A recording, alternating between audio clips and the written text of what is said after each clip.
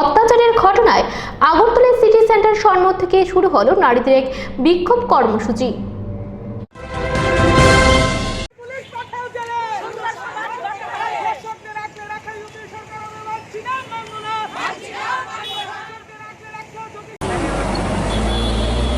ভারতবর্ষের সবচেয়ে বৃহত্তম রাজ্য উত্তরপ্রদেশে হাসরতের যে ঘটনা, আমরা তার প্রতিবাদ এবং নিন্দা জানি। যে মেয়েটিকে এভাবে গণধর্ষণ করে তাকে খুন করা হলো, পুলিশ তার আত্মীয় স্বজনকে, তার মা বাবাকে মরদেহ না দিয়ে রাতের অন্ধকারে নিয়ে পুলিশ আধা পোড়া করে নিজেরাই সারলেন।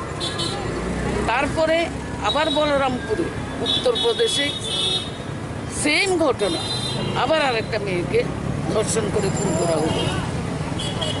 এভাবে গোটা দেশে আমরা লক্ষ্য করেছি, লকডাউনের মধ্যে নারী নির্যাতন, নারীদের উপর অত্যাচার, নিপীড়ন প্রচণ্ডভাবে বেড়েছে।